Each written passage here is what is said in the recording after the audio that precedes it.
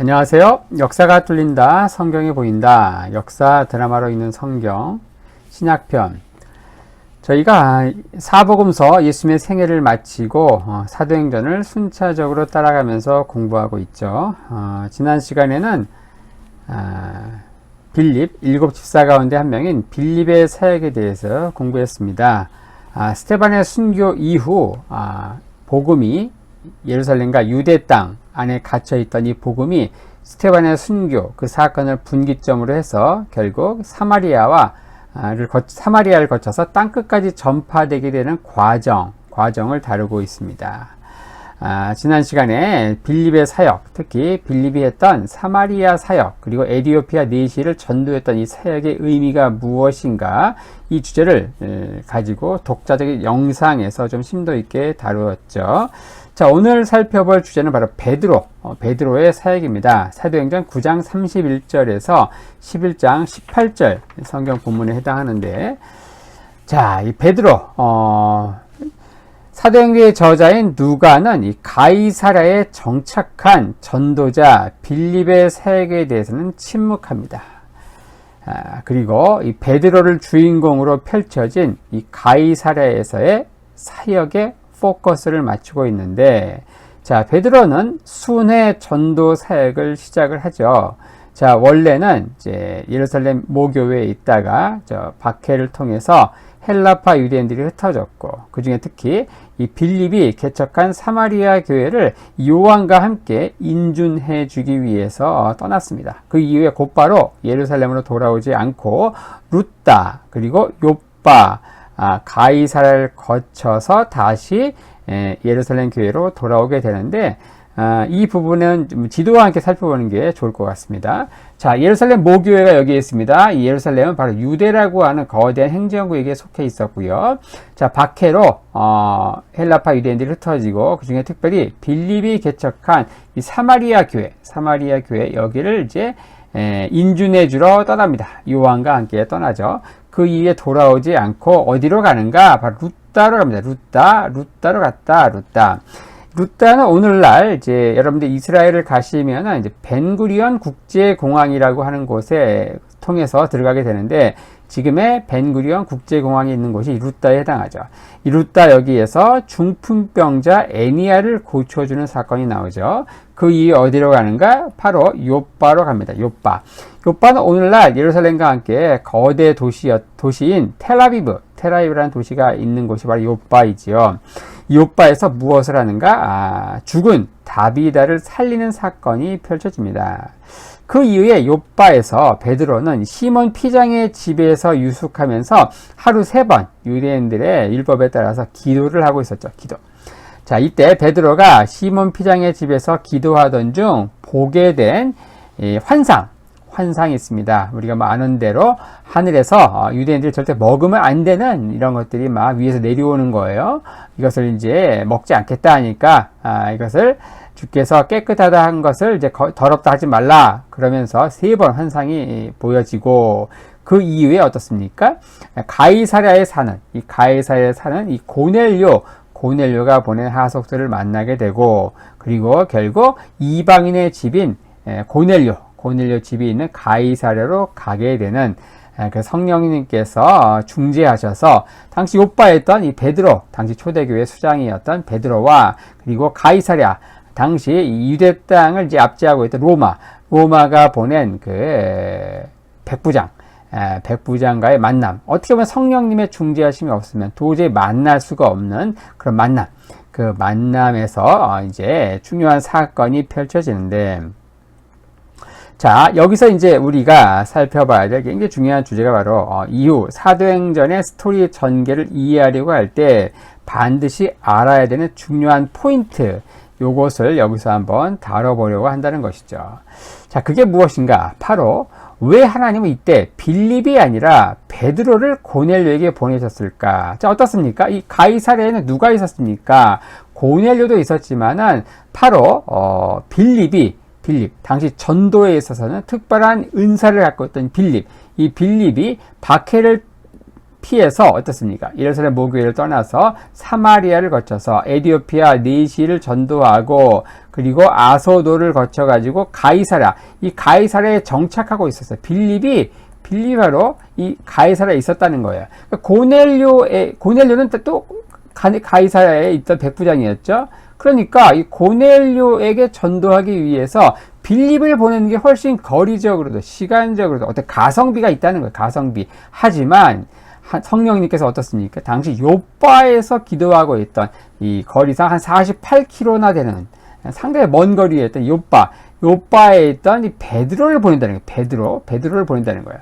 당시 이 가이사라에 있던 빌립을 고넬료에게 보내지 않고 왜 멀리 이렇게 번거롭게 왜 이 요빠에 있던 베드로를 고넬료에게 보내셨을까? 요것이 이제 굉장히 중요한 주제다. 이 주제는 바로 사도행전 이후의 스토리를 이해하는 데 있어서 굉장히 중요한 포인트라는 겁니다. 자, 이걸 이제 순차적으로 풀어가 볼 텐데, 자, 베드로가 고넬료 집에서 복음을 전하고 있을 때 어떤 일이 일어나는가? 바로 성령 세례로 인한 놀라운 증거들이 나타납니다. 바로 그것이 무엇입니까? 성령 세례로 인해 방언이 임했다는 것이죠. 바로 베드로와 함께 고넬료의 집을 함께 찾은 이 유대인 신자들. 자, 이들은 바로 이 과거 할례받은 자로서 예루살렘 교회 안으로 들어온 바로 자들입니다. 이들이 이 상황을 보고서 굉장히 충격을 받죠. 이 사건은 어떻습니까? 바로 자신들이 주후 30년 오순절날 마가 다락방에서 경험했던 그 성령의 역사와 동일한 역사가 바로 고넬료 집안에서 일어난 겁니다. 자, 고넬료 집안에서 일어난 이 성령의 역사는 정확히 자신들이 오순절날 경험했던 그 오순절 사건의 재현이었다는 겁니다. 자, 누가는 이 베드로가 한참 말씀을 전하고 있을 때, 그러니까 설교 중에 이 성령 세례가 임한 것에 주목하고 있다는 겁니다. 말씀을 전하는 도중에 성령 세례가 임한 것은 이 고넬료 사건뿐이죠. 주로 말씀을 마친 후에 이 사도들의 안수나 세례와 같은 어떤 일련의 인위적인 행위가 있고 나서 성령 세례가 임하는 것이 사도행전에 나오는 사건들의 보편적인 것이죠. 하지만 이런 미묘한 차이를 통해 말하고자 했던 저자 누가의 의도는 무엇일까요? 바로 이 고넬료 집안에서 있었던 사건이 이 오순절 사건의 재현이며 이 성령님의 주도적이고 이 강권적인 역사임을 강조하고자 하는 것입니다. 자, 이 사건은 바로 두고두고 문제가 될 소지가 있었는데 왜 그렇습니까? 바로 고넬료가 바로 이방인이었다는 겁니다. 실제로 이 사건은 곧바로 이제 문제로 불거졌고 바로 예루살렘 교회 신자들에게 알려져서 예루살렘 교회 신자들은 이 베드로를 비난하게 되죠. 베드로는 자신을 비난하는 신자들에게 어떻게 말을 하는가? 이렇게 말하죠. 사도행전 11장 17절, 18절 말씀입니다. 베드로가 이렇게 말합니다. 그런즉 하나님이 우리가 주 예수 그리스도를 믿을 때에 주신 것과 같은 선물, 어디에서? 오순절날 마가의 다락방 기도할 때 그때 받은 그 선물을 그들에게도, 누굽니까? 고넬료 집안과 그 권속들, 가족들입니다. 그들에게도 주셨으니 내가 누구이기에 하나님을 능히 막겠느냐 하더라. 그들이 이 말을 듣고 잠잠하여 하나님께 영광을 돌려 이르되 그러면 하나님께서 이방인에게도 생명 얻는 회개를 주셨도다 하니라. 이런 말씀이 있죠. 자, 베드로가 자신을 변호할 때 강조점은 무엇입니까? 바로 고넬료 집안에서 일어난 그 사건, 그 성령 세례의 사건은 바로 성령님의 주도적이고 강권적인 역사로 인해 일어난 것이라는 거죠. 베드로 자신도 혹시나 하는 마음으로 고넬료 집에 갔고 복음을 조심스럽게 전하고 있을 때 성령이 그들에게 강권적으로 일방적으로 부어졌다는 겁니다. 포인트는 뭐예요? 자신이 어떤 인위적인 행위, 즉 말씀을 다 마치고 나서 자, 성령을 사모하는 사람들 나오세요 하고 줄 세우고 뭐 이렇게 안수를 한다든지 뭐 넘어뜨린다든지 뭐 그런 거 인위적으로 한 게 아니라는 거예요. 성령님의 강권적인 역사였다는 거예요. 바로 오순절날 마가의 다락방에서 우리가 받았던 그 동일한 역사가 그 고넬료 집안에서 일어났다는 것이죠. 자, 이 사건의 중요성은 이후 우리가 아는 대로 사도행전 15장에 기록된 예루살렘 종교회의에서도 나타납니다. 자, 잘 아는 대로 예루살렘 종교회의는 이방인들이 교회 안으로 들어오려고 할 때 할례가 필수 조건인가 여부를 결정하는 회의였죠. 양측의 주장이 워낙 강해 쉽게 결론을 도출하지 못하는 상황에서 베드로는 다시 한번 이 고넬료 사건을 언급을 합니다. 열띤 공방전은 쉽게 결론이 나죠. 당시 회의를 주재하던 의장 야고보는 베드로의 말을 근거로 회의의 결론을 내립니다. 바로 사도행전 15장 13절, 14절, 15절 말씀인데요. 야고보가 대답하여 이르되 형제들아 내 말을 들으라. 하나님이 처음으로 이방인 중에서 자기 이름을 위할 백성을 취하시려고 그들을 돌보신 것을 시므온이 말하였으니 선지자의 말씀이 이와 일치하도다. 바로 이 고넬료 집안에서 있었던 베드로를 통해서 하나님이 이 고넬료 집안에서 행하셨던 이 강권적인 성령의 역사, 이것은 바로 예루살렘 종교회의의 방향을 정하는 데 있어서, 그 방향은 무엇입니까? 우리 같은 이방인들이 예수 그리스도를 믿게 될 때 바로 할례를 해야 되느냐, 유대인처럼 할례를 해야 되느냐 말아야 되느냐, 그 중요한 회의에서 어떻습니까? 할례자는 그 할례 받은 상태로, 무할례자는 굳이 할례함 없이 무할례자로서 오직 믿음으로 하나님의 가족이 된다. 뭐 이런 것들을 결정하는 데 있어서 굉장히 중요한 사건이었다는 거죠. 바로 고넬료와 빌립은 우리가 아는 대로 당시 함께 가이사랴에 있었지만 이 고넬료와의 만남이 이후에 펼쳐질 예루살렘 교회의 성장 그리고 확장에 있어서 그토록 중요한 분기점이 되는 사건이었다면 왜 성령님이 고넬료에게 세례를 베풀기 위해 이미 가이사랴에 정착해서 열심히 사역하고 있던 그 빌립을 보내는 것이 아니라 왜 굳이 멀리 요빠에서 기도하고 있던 베드로를 보내셨는가에 대한 궁금증도 자연스럽게 풀리겠죠.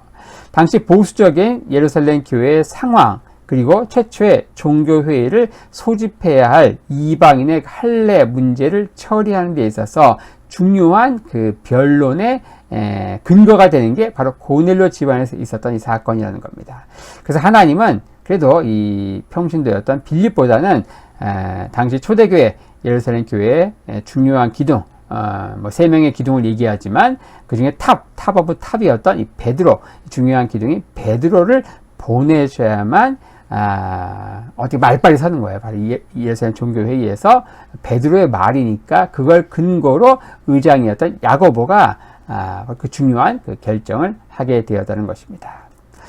자, 이렇게 해서 오늘은 하나님께서 왜 이 베드로의 사역에서 특히 중요했던 요빠였던 베드로와 그리고 가이사랴에 있던 고넬료의 만남, 당시 가이사랴에는 빌립이 살고 있었지만 왜 하나님은 빌립이 아니라 멀리 요빠에 있던 베드로를 고넬료에게 보내셨을까라는 주제로 흥미있는 주제를 한번 살펴보았습니다.